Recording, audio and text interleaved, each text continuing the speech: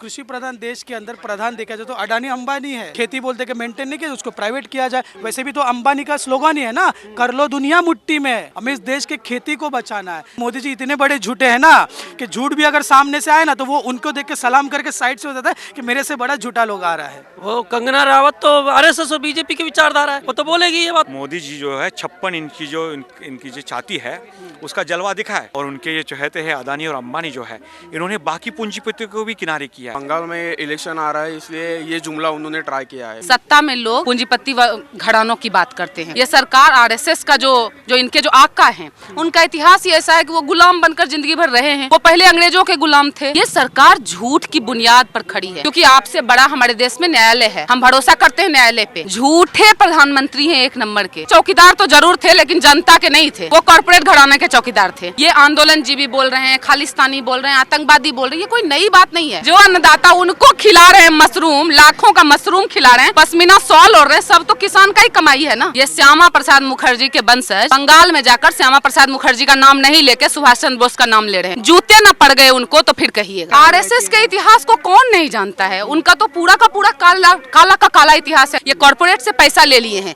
और जब कॉर्पोरेट के वो खुद गुलाम बन गए तो हमें नहीं बनाएंगे, इसकी क्या गारंटी है? ये नाकाम हो चुकी है सरकार, तो उनको इस्तीफा दे देना चाहिए। वो चलाने के लायक नहीं है, तो जनता क्या करेगी? अडानी अंबानी से सीधा डील करेगी। अपने बच्चे नाती पोते छोड़ के आए हैं।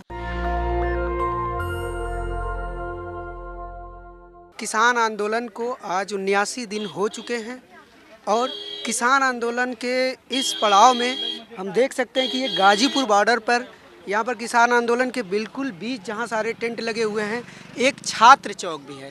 अब ये छात्र चौक क्या है इसके बारे में हम आपको धीरे धीरे बताएंगे। पहले आप इसका नज़ारा देखिए। ये देखिए कि किस तरह से यहाँ पर पोस्टर्स लगाए गए हैं और ये पूरी तरह से हाथों से बनाए गए हैं। ये देखिए, ये पोस्टर देखिए कितना मज़ेदार है। इस पे लिखा हुआ है पत्रकार हूँ, तो ये पूछता है कौन से पार्टी के। इसी तरह से ये आंसू अब इनकलाब लाएंगे और ये रोते हुए किसान की जो एक पेंटिंग बनाई गई है।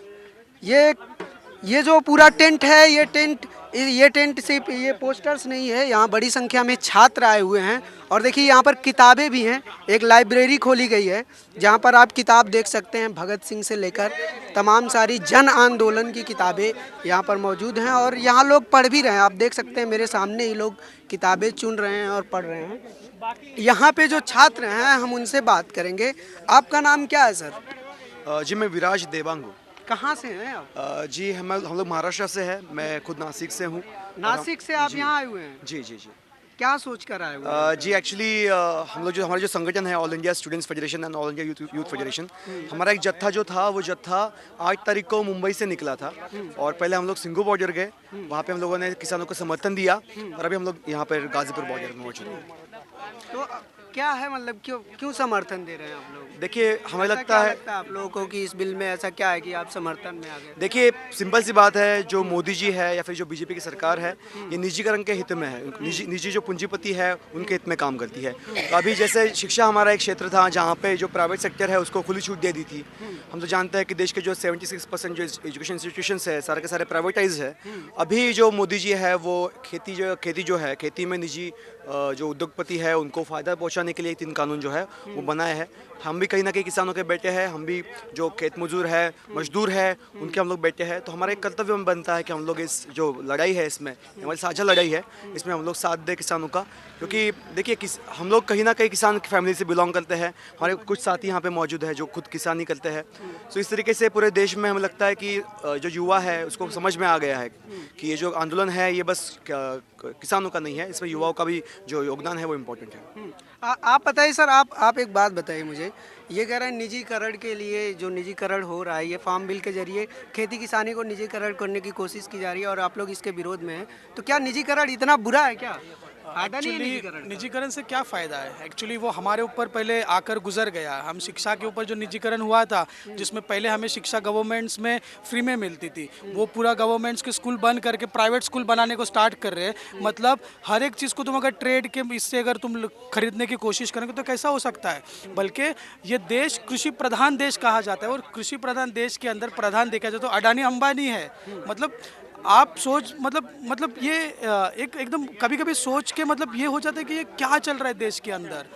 कि मतलब एक तरफ हम बात करते कि हमारा देश ये किसानों का देश है, फिर देखा जाए तो जब एक न्यूज़ आती है तो उसके अंदर पता चलता है कि भारत की पूरा जो ये है इनकम है या फिर पूरा जो पैसा है वो पूरे 2 या 3% लोगों के पास पूरा 73 से 75% पैसा हो जाता है। और हमारा संविधान कहता है कि समाजवाद देश होना चाहिए, हर को इक्वल राइट्स होना चाहिए, तो उसी के लिए हम लोग निजीकरण का विरोध ही करते हैं। सरकार का भी तो यही तर्क है ना कि ये जो किसान की स्थिति बहुत खराब है और उस स्थिति को बेहतर करने के लिए, किसानों की आमदनी बढ़ाने के लिए बिल लाया जा रहा है। एक्चुअली सरकार का ये जो आप जो कह रहे हैं ना, तो उसी तरह रेलवे का भी वही स्थिति है। सरकार खुद खराब करती है और उसको खराब करके फिर वो एक उनको ये मिल जाता है ना कि ये रेलवे अभी मतलब मेंटेन नहीं किए जा रहे हैं तो उसको प्राइवेट किया जाए। खेती बोलते कि मेंटेन नहीं किया तो उसको प्राइवेट किया जाए, क्योंकि सरकार है ना, मतलब जो खेती का नुकसान हो जाता है ना तो सरकार दे नहीं पा रही है।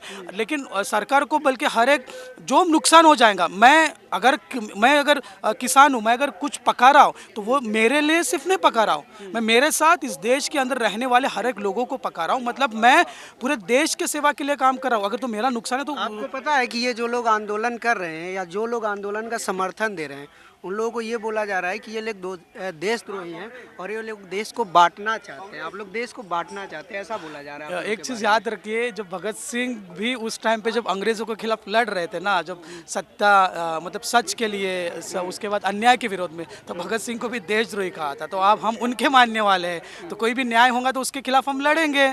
और अगर न्याय के खिलाफ लड़ना अगर उनके लिए है कि हम देशद्रोही है तो बेशक हम देशद्रोही फिर, क्योंकि हम न्याय के लिए लड़ रहे, हम भारत के अच्छाई के लिए लड़ रहे हैं, क्योंकि हमें इस भारत को ये पूंजीवादी व्यवस्था के पास नहीं देना चाहिए। वैसे भी तो अंबानी का स्लोगन ही है ना, कर लो दुनिया मुट्ठी में। लेकिन एक बात याद रखिए, ये दुनिया का तो छोड़ो, आप भारत को भी हम आपकी मुट्ठी में नहीं देना चाहिए, क्योंकि भारत ये सबका भारत है। यहाँ पे रहने वाले सब मिल के रह रहे हैं। किस किस की तस्वीर आप ये तस्वीर है छत्रपति शिवाजी महाराज की तस्वीर है। ये सेकुलर मतलब किंग थे महाराष्ट्र के, और महाराष्ट्र इनके नाम से बहुत जाना जाता है। और ये जब कोई लड़ाई में जाते थे तो हमेशा उनके जो सैनिक हुआ करते तो उनके सैनिक को कहा करते थे कि आप जब लड़ाई में जाओगे ना तो किसाने के हल को नुकसान मत पहुंचाना। और मोदी जी बीच में तो ट्रेंड निकला था ना, मोदी जी ने खुद कहा लोगों ने कहा था कि नरेंद्र मोदी आज के शिवाजी महाराज है। वो तो बहुत बड़ा इंसल्ट हुआ था छत्रपति शिवाजी महाराज का, तो वो हम लोग खोने नहीं देंगे।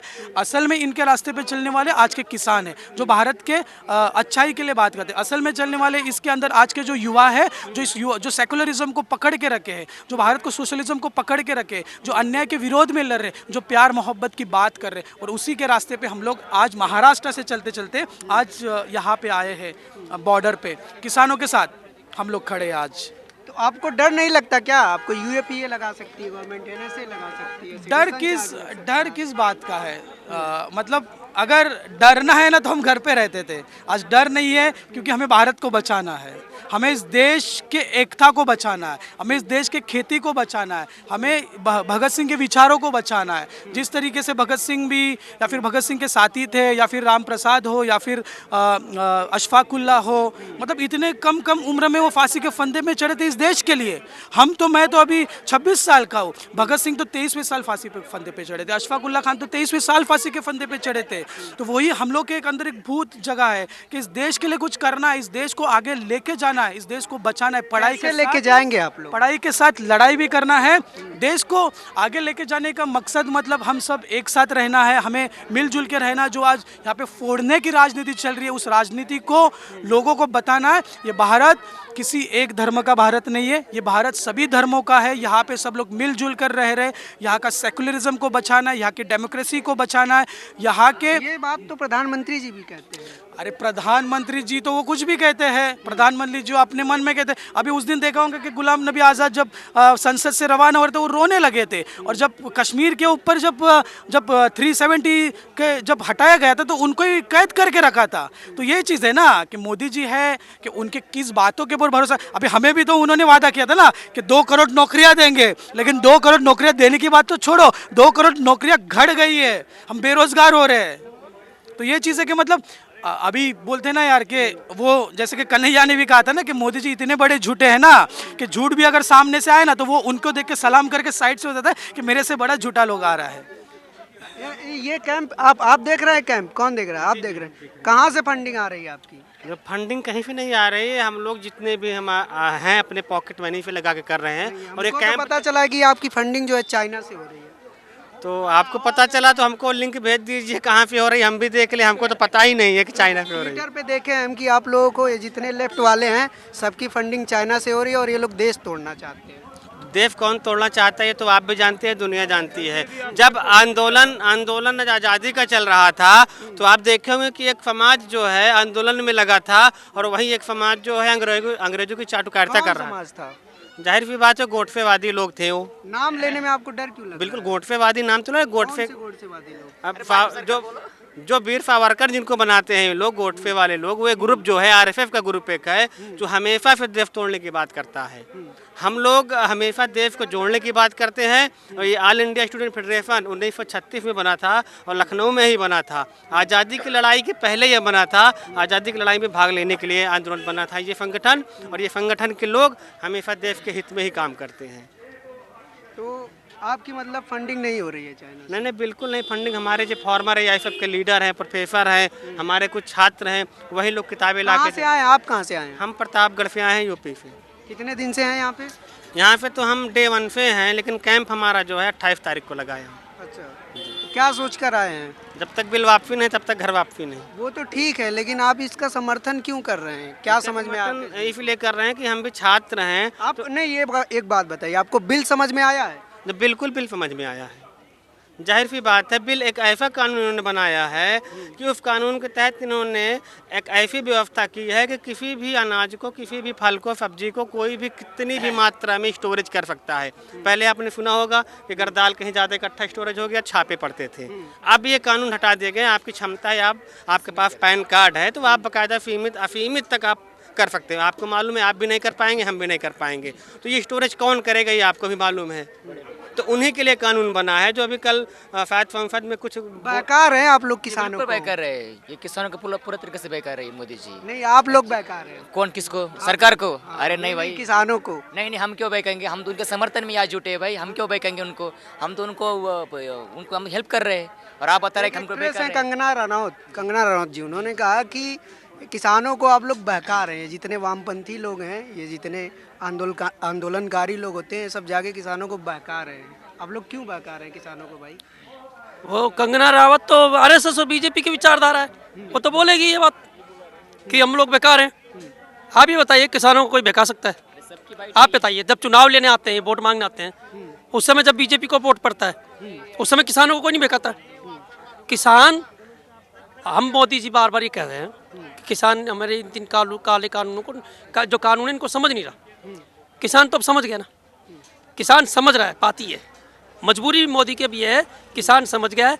किसान के साथ साथ तमाम हमारे देश का मजदूर और किसान के बच्चे, जो छात्र हैं, जो युवा हैं, वो भी समझ गए हैं। और वो उनका दायित्व बनता है, हमारा भी दायित्व बनता है, मजदूरों का, छात्रों का, युवाओं का, कि हम किसान की इन मांगों का साथ दें, उनका समर्थन करें।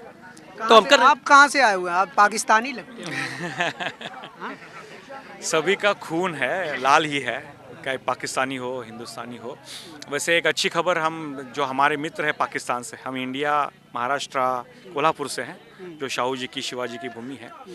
पाकिस्तान के सिंध प्रांत में भी डेमोक्रेटिक स्टूडेंट फेडरेशन और उनके साथी जो किसान साथी है, उन्होंने हज़ारों का मार्च निकाल के यहाँ के जो किसानों का आंदोलन को समर्थन दिया है। तो ये सियासी लड़ाई है। इसी पे तो बीजेपी ने सवाल किया है ना आप लोगों से। आप लोगों से सवाल उसने यही किया है कि ये कौन से लोग हैं जिनको हमारा दुश्मन भी समर्थन दे रहा है, ये लोग देश को बांटेंगे। देखिए, सीधी सी बात है, दुश्मन जो हमारे देश के खिलाफ कार्रवाई कर रहा है वो बॉर्डर पे कर रहा है। और मोदी सरकार, जैसे चाइना बॉर्डर हो या पाकिस्तान बॉर्डर हो, हम तो मांग करते हैं कि वहाँ पे जाके मोदी जी जो है 56 इंच की जो इनकी जो छाती है उसका जलवा दिखाए। लेकिन मोदी जी वहाँ पे शरण जाते हैं चाइना के सैनिकों के आगे और पाकिस्तानी सैनिकों के आगे और अमेरिका के सैनिकों, मतलब अमेरिका के आगे, अमेरिका की ताकत के आगे। और यहाँ आके मोदी जी जो है कि किसानों को 56 इंच का जो सीना है वो दिखा रहे हैं। तो हम ये चाहते हैं मोदी जी के 56 इंच के सीने से लड़ाई लड़ने के लिए, उसको जवाब देने के लिए किसान जो है वो तैयार है। सवाल है कि मोदी जी ने जो युद्ध इन किसानों के खिलाफ जो छेड़ा है वो एक आतंकवादी कार्रवाई है, वो संविधान के खिलाफ है। उसको हमारे स्वतंत्र आंदोलन ने इस तरह की कार्रवाई को देशद्रोह कहा और हम इसको देशद्रोह मानते हैं। अब जिन्होंने अंग्रेज़ों की दलाली की थी, जिन्होंने अंग्रेज़ों के जो चमचे रहे हैं, ये इतिहास उनका रहा है, अब उनकी नज़र में अगर हम देशद्रोही है तो हमें ये सम्मानपूर्वक हम ये स्वीकार करते हैं कि अंग्रेज़ों के जो चमचे हैं वो अगर हमें कह रहे हैं कि आतंकवादी है, तो भगत सिंह की तरह हम भी है, चमचों से भी लड़े, पहले गोरों से लड़े थे, अब चोरों से लड़ेंगे। तो हम ये लड़ाई आगे रख रहे हैं। बम्बई से और महाराष्ट्र के अलग अलग कोने से, ज़िले से हम छात्र युवाओं को लेकर आए जो किसानों के बेटे हैं। महाराष्ट्र, आप सभी को पता है कि महाराष्ट्र जो है वो देश भर में पूरे किसानों की आत्महत्या के लिए सबसे लिस्ट में सबसे नंबर 1 पर है। तो ये किसानों का शमशान बना है महाराष्ट्र, उसके लिए मोदी जी कुछ नहीं कर रहे हैं। सिर्फ और सिर्फ हम दो और हमारे दो, ये अमित शाह और मोदी जी है, और उनके ये चहेते हैं अदानी और अंबानी जो है, इन्होंने बाकी पूंजीपतियों को भी किनारे किया है, इन्होंने जो स्मॉल स्केल इंडस्ट्री उनको भी किनारे किया है। अब किसानों को, वो तो अवसरवादी है और पूंजीपति है, वो तो फिर मोदी जी के सामने आवाज़ नहीं उठा रहे, लेकिन किसान स्वाभिमानी है, किसान अपने सम्मान की लड़ाई लड़ रहे हैं। किसानों के खाते में सरकार 6,000 हर साल डाल रही है, और अभी अमित शाह जी ने बंगाल में बोला है कि वो बंगाल के किसानों को खाते में अगर उनकी सरकार बनती है तो 18,000 डालेंगे। तो जब सरकार इतना कुछ किसानों के लिए कर रही है तो आप लोगों को क्यों लगता है किसानों के साथ सरकार गलत कर रही है? देखो, सरकार हर टाइम किसानों के साथ ये नहीं करती, ये इनके चुने हुए जुमले होते हैं।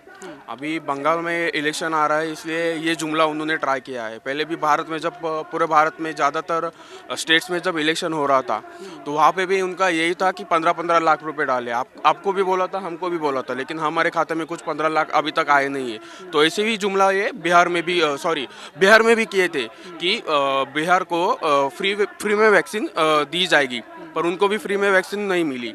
और अभी बंगाल का इलेक्शन आ रहा है, इसलिए बंगाल के लोगों को भी यही झांसा दिया जा रहा है कि उनको भी 18,000 रुपये देके उनकी भी दिशा भूल करके वहाँ पे उनकी सरकार स्थापन करना चाहते हैं। झूठ के आधार पे वो सरकार स्थापन करते हैं हर बार।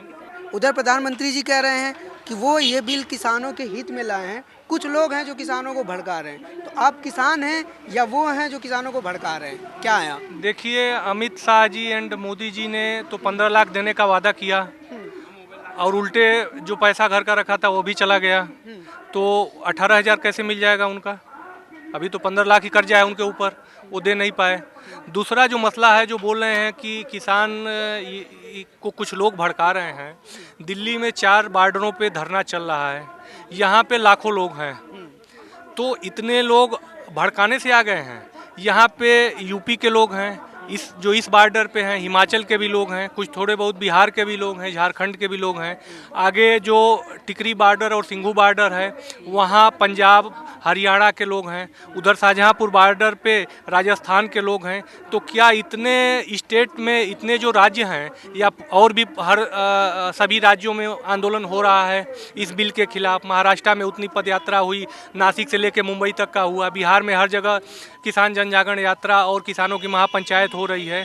तो क्या पूरे देश के किसान भड़काने में आ गए हैं? जो किसान, एम्बुलेंस जा रही है, शायद किसी किसान की तबीयत खराब हो गई है, बहुत तेज़ी में एम्बुलेंस, पता नहीं क्या होगा। तो आप एक और बात बताइए मुझे कि ये जो पूरा आंदोलन चल रहा है, अभी 14 को चक्का जाम होगा और 18 को रेलवे रोकने की तैयारी है, तो आप क्या शामिल होंगे क्या उसमें? अब बिल्कुल, जो भी फैसला होगा तो मैं इनके साथ हूं और पूरी तरह सहमत हूं जी। आपको भी पैसा मिलता है क्या पाकिस्तान वगैरह से? देखिए, पाकिस्तान से पैसा मिलता है कि अमेरिका से मिलता है? अब यही सवाल है ना कि इतने लोग जो किसान हैं और सभी पूरा देश को पाकिस्तान से पैसा मिलता है, तो अगर पाकिस्तान के पास इतना पैसा होता तो वहाँ भुखमरी क्यों होती? तो इतना अगर पाकिस्तान हिंदुस्तान में इतने बड़े देश को दे रहा है और अकेले, तो पाकिस्तान में इतनी भुखमरी क्यों होती? कहाँ उसके पास कहाँ से इतना पैसा है? तो ये बार बार जो भी आंदोलन होता है उसको बदनाम करने के लिए पाकिस्तान बोल देते हैं, खालिस्तानी बोल देते हैं, देशद्रोही बोल देते हैं। तो ये तो आंदोलन को बदनाम करने वाली बात हो गई है ना जी। तो चलिए, ये था, आपने देखा, ये गाजीपुर बॉर्डर पे जो एक छात्र चौक लगा हुआ है और यहाँ छात्र हैं, देश के अलग अलग हिस्सों से आए हुए हैं। यहाँ पे दिल्ली के छात्र हैं, यूपी के छात्र हैं और महाराष्ट्र से छात्र हैं, नासिक से छात्र हैं। और यहाँ पर एक पूरी लाइब्रेरी बनाई गई है। आप देख सकते हैं कि यहाँ पे अंदर पे आप देखिए कि यहाँ पर बाबा साहब की भी एक तस्वीर लगी हुई है। और आप डिस्ट्रीब्यूट करते हैं किताब लोगों को? अच्छा, आप पाठक हैं। देखिए यहाँ पे लोग पढ़ भी रहे हैं। और मैम आप कहाँ से हैं? आप कहाँ से हैं? मैं दिल्ली से ही हूँ। दिल्ली से ही? वो जो हमारे यहाँ संगठन के ये आपकी लाइब्रेरी का आप यहाँ देखती हैं, आप क्या करती हैं? नहीं, मैं तो अभी यूथ फेडरेशन में हूँ, नौजवान सभा में। ये ऑल इंडिया स्टूडेंट फेडरेशन का है। और किसी भी विंग का, किसी भी संगठन का हो, बेसिक बात यह है कि वैचारिक चीज़ें हैं। ये लड़ाई भी वैचारिक है, दो धड़े की लड़ाई है ना, दो विचारों की लड़ाई है। एक तरफ राइट विंग है, एक तरफ पूरा किसान है, आवाम है, दूसरी तरफ सत्ता का है, गुरूर है, घमंड है। तो ये उसकी लड़ाई है। और उसके लिए मुझे लगता है कि देश का हर एक इंसान अगर साथ खड़ा हो तो वो बेहद ज़रूरी है। और धीरे धीरे उस दिशा में ये लड़ाई, ये आंदोलन बढ़ता भी जा रहा है। आप एक बात बताइए, आप ये देश विरोधी काम कर रही हैं किसानों को समर्थन देके, आपको पता है ये बात? ये सरकार को लगता है, सरकार को आज पहली बार नहीं लगा है। किसानों को भड़का रहे हैं और देश को तोड़ने का काम कर रहे हैं। देखिए, सरकार को किसान नहीं लगता है, नौजवान नहीं लगता है, उसको जो है स्टूडेंट नहीं लगता है। तो वो सबको एक तमगा दे रही है, एक उपाधि दे रहे हैं। तो ये जो उपाधि वाली राजनीति है ना, ये इस सरकार के अंदर है। लेकिन जो रोड पर, सड़क पर जो राजनीति कर रहे हैं, उनकी राजनीति अलग है। इसलिए भी अलग है कि सड़क पर लोग हक और अधिकार की बात करते हैं, सत्ता में लोग पूंजीपति घरानों की बात करते हैं, कॉरपोरेट घरानों की बात करते हैं। तो आपको और देश की जनता को ये तय करना पड़ेगा इस बार की लड़ाई में, क्योंकि ये लड़ाई आर और पार की है। इस लड़ाई में ये तय करना होगा कि आपको अपना अधिकार बचाना है या फिर अपने आप को गुलामी की दिशा में लेकर जाना है। ये इस बात की लड़ाई है, क्योंकि सरकार ने ठान लिया है, मान लिया है कि ये देश पूंजीपतियों के हाथ में करना है। और क्यों ना माने, इस सरकार का इतिहास ही ऐसा है। ये सरकार आरएसएस का जो इनके जो आका हैं, उनका इतिहास ही ऐसा है कि वो गुलाम बनकर जिंदगी भर रहे हैं। वो पहले अंग्रेजों के गुलाम थे, वो चाहते हैं कि पूरे देश को गुलाम बना दिया जाए। क्योंकि डायरेक्ट रूप से, प्रत्यक्ष रूप से गुलाम नहीं बनाया जा सकता, तो इनडायरेक्ट रूप से आप कॉर्पोरेट घराने के गुलाम बनाने वाले हैं। आप मजदूर को, आप किसान को भी मजदूर बना रहे हैं। तो दो जो वर्ग है, जिस वर्ग की लड़ाई, वैचारिक लड़ाई की बात मैं कर रही हूँ, वो वर्ग की लड़ाई है। बेसिकली दो वर्ग है, एक मालिक वर्ग है, दूसरा मजदूर वर्ग है। तो ये जो दो वर्ग की लड़ाई है ना, उसी में बांट देना चाह रही है सरकार। और इसी की लड़ाई है कि मजदूर सिर्फ मजदूर बन के हमेशा ना रहे, उसको उसके अधिकार, उसके हक मिले। इसकी लड़ाई है। किसान क्या मांग रहा है, किस बात के लिए लड़ रहा है? हमें शुक्रगुजार होना चाहिए किसान समाज का कि वो पूरे देश की जनता के लिए लड़ रहा है। और हमें आज उसके लिए खड़े होना चाहिए, क्योंकि जिसका भी नाता और वास्ता रोटी से है, वो सभी इस आंदोलन के लिए खड़े होना चाहिए, सभी लोगों के लिए। इसलिए ये आंदोलन सबके लिए है, हम लोग ये मानते हैं और इसीलिए हम सारे लोग यहाँ खड़े हैं। पर पीएम तो कहते हैं ना कि एमएसपी था, है और रहेगा, वो तो बोल रही है। देखिए, ये एक ऐसा सवाल है ना, एमएसपी है, रहेगा। बिहार में क्या हालत है, क्या हालत है बिहार में? जहां आपको ये फरमान मिल रहा है कि जो प्रोटेस्ट में जाएगा उसको ना सरकारी नौकरी मिलेगा, ना टेंडर मिलेगा। तो आप ये अंदाजा लगाइए कि इस तानाशाही को आप कहां ले जाकर देखते हैं। ये क्या तानाशाही है? तो आप एमएसपी की बात करते हैं, आज वो कर रहे हैं एमएसपी। मुंह से ही तो बोलना है ना, कौन सा कागज में लिख के देना है? तो अगर कागज में नहीं देना है तो मुंह से बोल दिए। ये सरकार झूठ की बुनियाद पर खड़ी है। ये आई भी झूठ को लेकर थी, बोली 15 लाख रुपया देंगे खाता में, आज तक नहीं आया। दूसरा टर्म हो गया, 2 करोड़ नौकरी देने वाले थे, आज तक नहीं हुआ, और बेरोजगारी बढ़ गई। तो झूठ की सरकार है, उसी बुनियाद पर, झूठ के पुलिंदे पर तैयार किया हुआ है। तो हम ये कैसे माने कि आप कह रहे हैं कि एमएसपी है तो रहेगा? लिख के दीजिए ना, कानून बना दीजिए ना, तब हम मानेंगे। क्योंकि आपसे बड़ा हमारे देश में न्यायालय है, हम भरोसा करते हैं न्यायालय पे।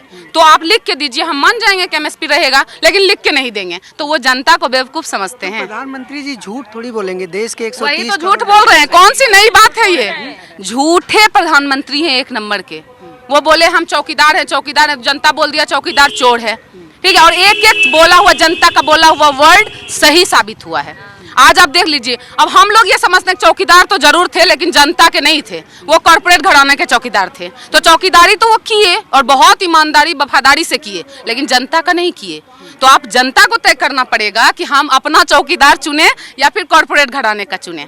तो आपको तय करना होगा, जनता को तय करना होगा। और यही ये जो लड़ाई है ना, ये इसी वास्ते बैठी हुई है, इसीलिए बैठी हुई है कि हमें तय करना पड़ेगा कि हम देश को किस दिशा में ले जाएंगे। ये आंदोलन जीवी बोल रहे हैं, खालिस्तानी बोल रहे हैं, आतंकवादी बोल रहे हैं, ये कोई नई बात नहीं है। ये जो जुमला उनका चलता है कोई नई बात नहीं है। आपकी फंडिंग ज़्यादा हो गई है, आपको पाकिस्तान से ज़्यादा पैसा आ गया, इसीलिए आप ज़्यादा विरोध कर रहे हैं। वो भूल गए हैं कि इस देश की जनता अगर चाह ले तो पैसों की कमी नहीं होगी, क्योंकि जो अन्नदाता उनको खिला रहे हैं मशरूम, लाखों का मशरूम खिला रहे हैं, पश्मीना शॉल ओढ़ रहे हैं, सब तो किसान का ही कमाई है ना। ये वो भूल कैसे जाते हैं? यही याद दिलाने के लिए आंदोलन हुआ है। किसी को फंडिंग आ रही है या कहाँ से आ रही है ये बोलना तो उनको मतलब आंदोलन को भटकाना समझते हैं। ये भटकाने की साजिश है और इस बार आंदोलन भटकने नहीं वाला है, क्योंकि इस आंदोलन में सिर्फ किसान नहीं है, सिर्फ एक संगठन नहीं है और सिर्फ एक राज्य नहीं है। हर जगह के लोग शामिल हैं, हर क्षेत्र और देश के अलग अलग कोने से लोग आए हुए हैं। इसलिए ये आंदोलन एक वैचारिक भी आंदोलन है और पूरी तरह से जन आंदोलन है और देश के अलग अलग हिस्से से फैला हुआ आंदोलन है। तो ये लड़ाई, मैं इसीलिए बोल रही हूँ, आर पार की लड़ाई है। ये लड़ाई दक्षिण पंथ और वामपंथ की लड़ाई है, ये सरकार बोलती है। बंगाल में इलेक्शन के दौरान अमित शाह जी ने कहा कि वो बंगाल में चुनाव जीतते ही पहली कैबिनेट की मीटिंग में किसानों को वहाँ पर 18,000 रुपए उनके अकाउंट में डालेंगे। दूसरी तरफ प्रधानमंत्री जी कहते हैं कि वो 18 घंटे काम करते हैं और इस देश के लिए काम करते हैं, इस देश के मजदूरों, किसानों और गरीबों के लिए काम करते हैं। फिर भी आपको भरोसा क्यों नहीं हो रहा है? ये लोग इतनी मेहनत से आप लोगों के लिए काम कर रहे हैं, फिर भी आप कह रहे हैं कि प्रधानमंत्री जी कुछ कर ही नहीं रहे। तो आपके चैनल के माध्यम से मैं यहाँ से बोलना चाहती हूँ कि फिर से एक बार झूठ बोला जा रहा है, ठीक है।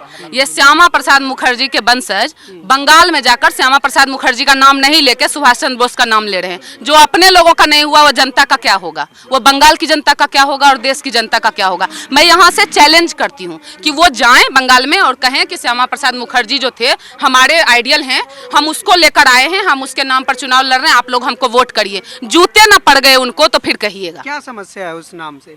नाम से समस्या नहीं है, मैंने कहा ना, काम से समस्या है, विचार से समस्या है, उनका जो इतिहास है उससे समस्या है। ऐसा क्या आरएसएस के इतिहास को कौन नहीं जानता है? उनका तो पूरा का पूरा काला का काला इतिहास है। ना वो महिलाओं के लिए है, ना वो किसानों के लिए है, ना वो मजदूरों के लिए है, ना आप देख लीजिए ना देश की जनता के विरोध में किया हुआ उनका सारा काम है। अगर ये हमको एग्जाम्पल के तौर पे देखना होगा तो आप बिहार को देखिए, मध्य प्रदेश को देखिए, जहाँ बीजेपी की सरकार है वहाँ आप देख सकते हैं। देखिए, बातों से सरकार नहीं चलाई जाती और बातों से मुद्दों को हल नहीं किया जा सकता है। अगर देश पिछड़ रहा है, हमारी अर्थव्यवस्था कहाँ चली गई? हम लोगों को बेसिकली हुआ क्या है, हमारी अर्थव्यवस्था डंप हो गई है, बर्बाद हो गई है। उस अर्थव्यवस्था को चलाने के लिए ये कॉर्पोरेट से पैसा ले लिए हैं और जब कॉर्पोरेट के वो खुद गुलाम बन गए तो हमें नहीं बनाएंगे, इसकी क्या गारंटी है? तो अब हम लोगों को उस कर्जे में डुबाने के लिए हमारे किसान हमारी खेती को बेचना चाहते हैं, हमारे खेत को, फसल को, सारी चीज़ों को बेचना चाहते हैं। और इसी कानून का विरोध इसीलिए तो हो रहा है कि आप ये कर क्या रहे हैं। हर चीज को कॉर्पोरेट के हवाले इसलिए किया जा रहा है क्योंकि सरकार अर्थव्यवस्था नहीं चला पा रही है, ये नाकाम हो चुकी है सरकार। तो अर्थव्यवस्था चलाना है जब कॉर्पोरेट को, जनता हम लोग हैं तो सीधे सीधे कॉर्पोरेट से डील करते हैं। इस बीच में बिचौलिए को हटा दिया जाए, सरकार को यहाँ से हटा दिया जाए क्योंकि वो सरकार चलाने के लायक नहीं है। तो मोदी सरकार को सीधे सीधे इस्तीफा देना चाहिए। आपके चैनल के माध्यम से मैं यहाँ से मांग करती हूँ कि उनको इस्तीफा दे देना चाहिए, वो चलाने के लायक नहीं है। तो जनता क्या करेगी? अडानी अंबानी से सीधा डील करेगी। वो डील होगा अडानी अंबानी से, हम देखेंगे कि हम उसको साइलो बनाने देंगे या नहीं देंगे। अगर हमें मर्जी होगा तो हम साइलो बनवाएंगे और अपनी शर्तों पर बनवाएंगे कि आपका साइलो रहेगा तो हम सामान रखेंगे, किस शर्त पे रखेंगे। ये औने पौने दाम में हमारा खेत, हमारा फसल उठा उठा के सब दूसरे को दे रहे हो तो आपको बिचौलिया क्यों बनाए हम? ये सवाल करना जरूरी है आज, और यही सवाल करने के लिए आज आंदोलन हो रहा है। और इसका क्या हो रहा है नतीजा? क्योंकि सरकार के पास जवाब नहीं है तो वो भाग खड़ी हुई है। वो कह रहे हैं ये खालिस्तानी है, ये तो किसान है ही नहीं। यही जवाब देने के लिए लोग सड़कों पर हैं कि हम किसान भी हैं, हम जनता भी हैं और हमारा नाता जो है उस फसल से और उस खेत से है। ये बात। आंटी जी आप लग रही हैं थोड़ी खालिस्तानी टाइप, आप मुझे लग रही हैं। नहीं ना, हम तो हिंदुस्तानी है। हम तभी तो सड़कों पे रह रहे हैं ना, अपनी मंगा लेने वास्ते आए हुए हैं, अपने बच्चे नाती पोते छोड़ के आए हैं। तो प्रधानमंत्री जी तो कह रहे हैं ये जो बिल है ये आप लोगों के हित में है और आप लोग किसी के बहकावे में मत आइए, घर वापस जाइए। इससे आप लोगों की आमदनी बहुत ज़्यादा बढ़ जाएगी। आप क्यों नहीं मान रहे उनकी बात? आप मानने कैसे, जब हमारे कानून नहीं वापस ले रहे थे हम कैसे माने, बताओ ना। वो कह रहे यही कानून है जिससे आपका भला हो सकता है। हाँ जी, हाँ, इसको वापस कर देंगे तो आपका भला नहीं हो पाएगा। भला हो जाएगा, होएगा क्यों नहीं? अरे हमें भलाई चाहिए नहीं, हमें सरकार से भलाई नहीं चाहिए। जब मोदी जी की सरकार आई थी तो हमारी जनता को बहुत उम्मीद थी कि हमारी आने वाली जो सरकार है, हमने एक चाय वाले को इस राजगद्दी पर बिठाया, कुछ उम्मीद से ही बिठाया था ना। और हमें ये नहीं पता था कि आने वाले दिनों में ये मोदी सरकार हमें रोड पर बिठा देगी। देखिए काले जब नोटबंदी हुई, रातों रात मोदी जी ने फैसला सुना दिया, उससे जनता परेशान हुई। मोदी जी को कोई फर्क नहीं, सरकार को कोई फर्क नहीं पड़ता है और पड़ेगा। तो जब हमारी जनता परेशान हुई, जब हम जीएसटी लागू की, हमारी जनता परेशान हुई, हम आम लोग जो गरीब लोग हैं वो परेशान हुए। आप जो ये लागू किया है जो ये किसान का, तो अब इसमें भी अब आम जनता ही पिस रहा है। भाई ये मुद्दा किसान का नहीं है।